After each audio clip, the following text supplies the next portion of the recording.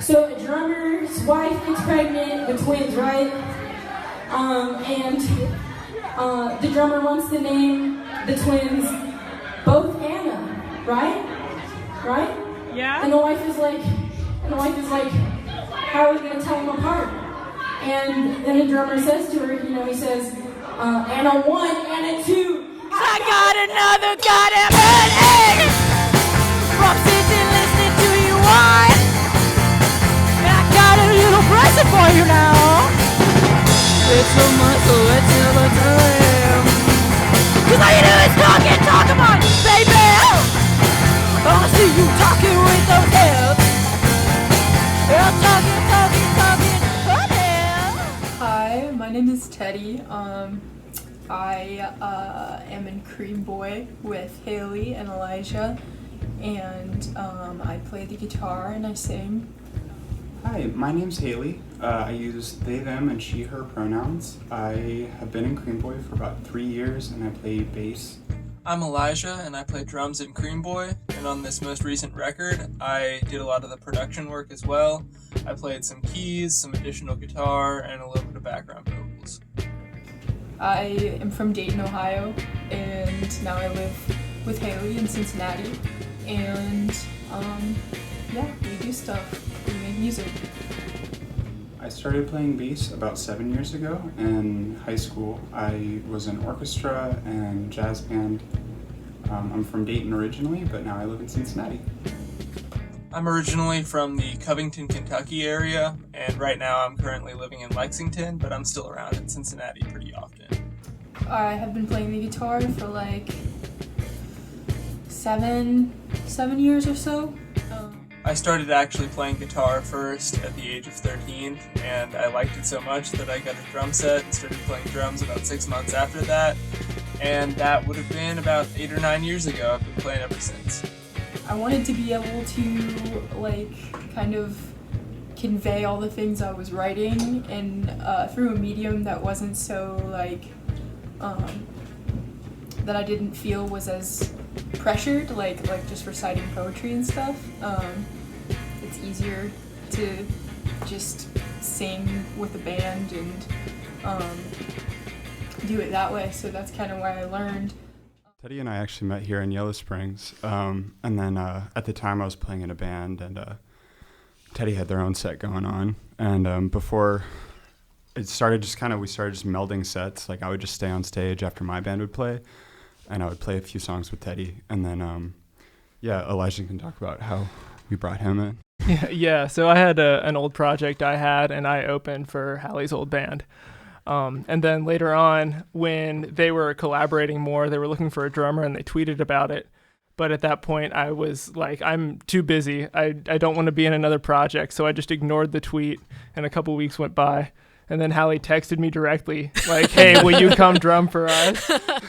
So Such an offer. Okay, I'll go and see what this is all about and just jam. And it doesn't have to be anything. I'll just show up. And then they had these songs together. And immediately I was like, okay, I guess I'm in another band now.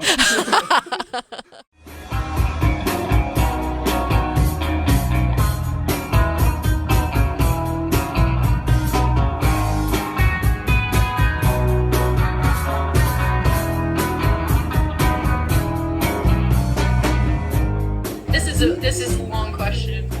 What's the inspiration? What's the process? Who writes it? Who produces it? Where do the visuals come from? All right, so the inspiration, comes from our brains. I don't know. To be real, I'm inspired by just like a lot of different folk influences. Some modern folk. I like some old stuff. I don't know, Alex G, Modest Mouse, your classic sad boy tunes. Modest Mouse for me is like the Lonesome Crowded West. That's my favorite album by them. It highlights everything about Modest Mouse. Like they had such a developed sound right off the bat, and that is very admirable.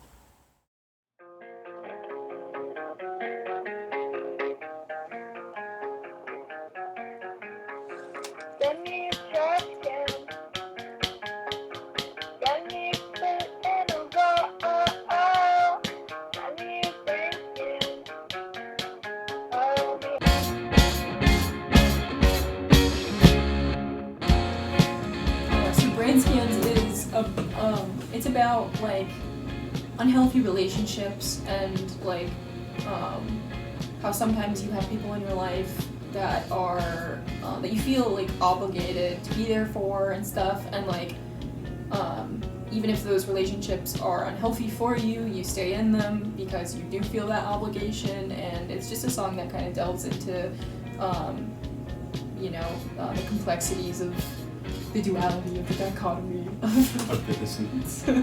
but yeah.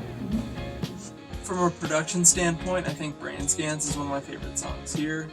We used the super lo-fi demo recording that Teddy had made as a scratch track for me to play drums to originally, but we liked it so much we included it as the intro for the actual song. And then in the verses, we have these super reverb-heavy lead guitar lines that are super atmospheric and almost a little bit Modest Mouse-ish. And then on the chorus, the guitars go into this left-right pan thing that I really like, that I did. And then Teddy came in and sang these chorus harmonies that just took the song to the next level.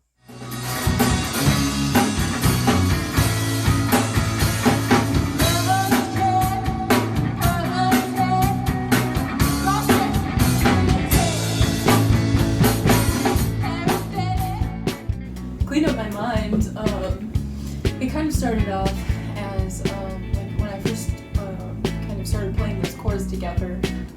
I would play them like slower and like choppier, and it was originally intended to be kind of a lighthearted song. If I could just clean up my mind, let's say if my voice is deep or let's say One day Haley and I were practicing, and like I was screaming about like canned mushrooms, and it was just like very silly and not so serious.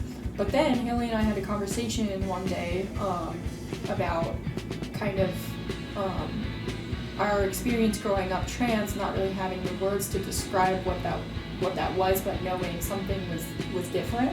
Yeah, and the experience of like growing up closeted while not having the language to express what you're feeling and not really having people to reciprocate that, and then kind of hearing and seeing negative portrayals of the trans identity. Like I remember hearing the phrase cross-dressing pervert or something like that in regards to, I think,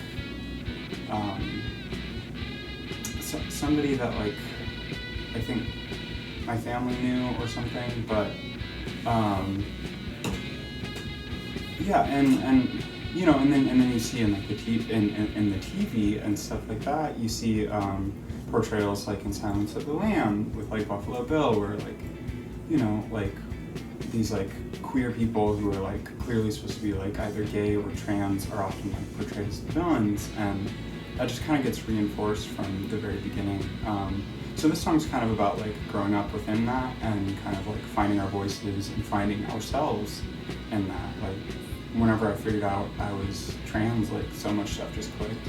And I don't know, I think there's also like an element of like euphoria in the song and kind of like, I don't know, it is about like the upsetting parts of trans identity, but I think it also touches on some of the like joy of like discovery and yeah, like it talks about being perceived as a trans person, being perceived as something inherently sexual and perverted, and it's kind of like a fuck you to that narrative, but at the same time it's kind of supposed to be empowering in that it's what I'm kind of trying to say is it's okay to internalize those feelings, and it's okay to like have those feelings so long as you know that they're not true in the end, you know, and like you're more than those portrayals you've seen. and those perceptions as well. Mm-hmm. And like, yeah, it's meant to be like kind of this sort of weird self-deprecating empowerment that I think is very true for a lot of trans people, at least true for me. It's kind of like those feelings can go hand in hand sometimes, and it can be very confusing, but empowering at the same time, you know? Yeah.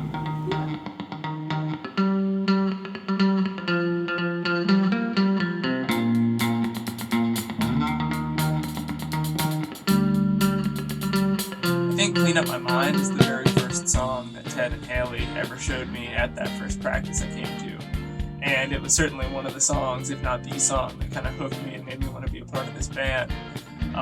It has that great chord progression on the bridge, it has that killer bass line, and then obviously just those monster choruses come out and make the song super catchy. So musically it's great, it's super catchy, it's a hard-hitting song, and it's got a good message, so this is kind of the song that got me hooked. The songs toward the middle of the album aren't necessarily singles, but they're still songs that I was really proud of how they turned out. Sick Dog Glass of Water was originally 2 different songs that Teddy had written in the same key, so we were able to make them fit together both musically and thematically pretty well, I think, and we did a bunch of guitar overdubs for that song. And I think it paid off. I think it's one of the bigger sounding songs that we have on this album. And Miles is a song that I think is really interesting because it's got one of our most kind of punk sounding riffs in the verses, and then it goes into the choruses, which are one of the most poppy, kind of major key sounding things that we have. But I think we were able to make it work, and I think Miles is a really fun song. And then Heart So Stale is almost kind of a classic country leaning song, and it's probably also my proudest moment from a production standpoint. I got to experiment with playing a little bit of piano and a little bit of acoustic guitar, and then Teddy came in and added these really subtle electric guitar lines at the top of that, and then we were able to get the vocal harmonies to mix together really, really well, especially in that second verse. And I'm really happy with how the overall result came out, even if it's kind of the quietest moment on the record.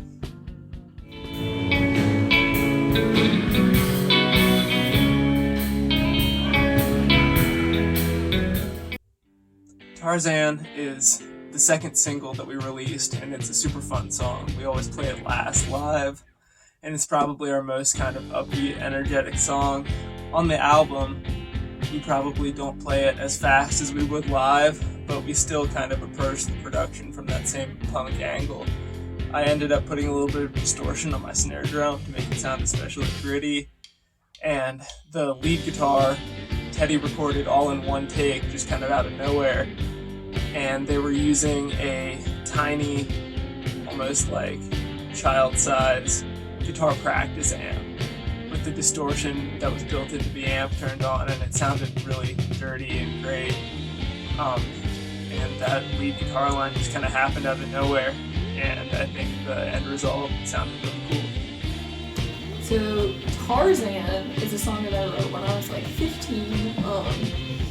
It's a song that is very much an angry song about so many guys I've known throughout my life that have just talked at me, not to me, and like just used me as a sounding board for their shit, pretty much. And like, you know, it's like that very dude mentality, very toxic masculinity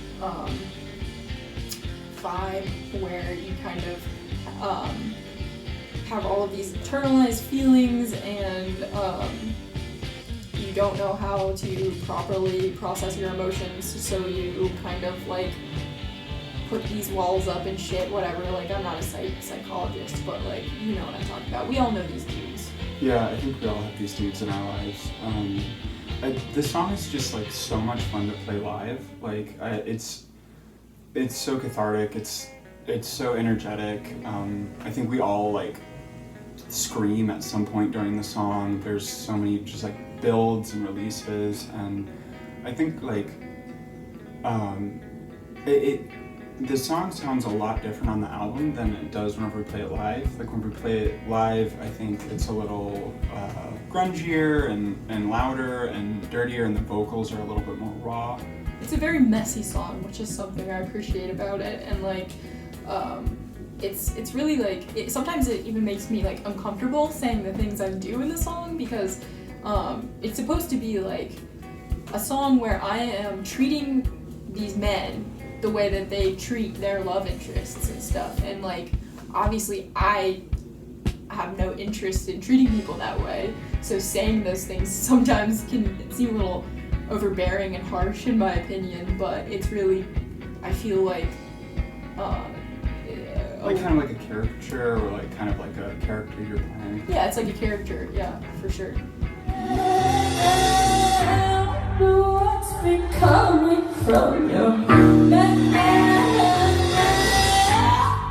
it's enough to break me.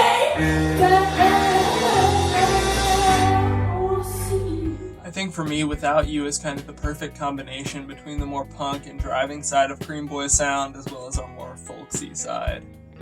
And then after that, the album ends on the Brain Scans Reprise, which actually was recorded long before the band, let alone the album, came together. This was the original demo that Teddy made for the song Brain Scans years ago. And I absolutely love it. It's swung, it's got just an acoustic guitar backing it up, and it's got all these great creepy sounding vocal harmonies. And I love this version so much, and it ended up working perfectly as a bookend since the regular version of Brain Scans opens the album. This was a great way to close it. So Clean Up My Mind was our first album. I think that we had a lot of we hit a lot of like little bumps in the road, and I think we see a lot of things now that we would have done differently. But I think all in all, like, we're all really proud of what we put out and the messages that we've sent. But yeah, I think in terms of the future, like, we're working on a bunch of songs right now.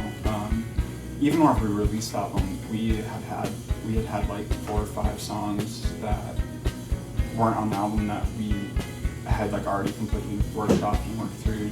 But yeah, that was our first album, and thank you so much for listening and all the support, and we have so much more in store for you guys. Oh yes, we do. We're gonna keep pushing them out, like little babies, I am giving birth. Speaking of babies.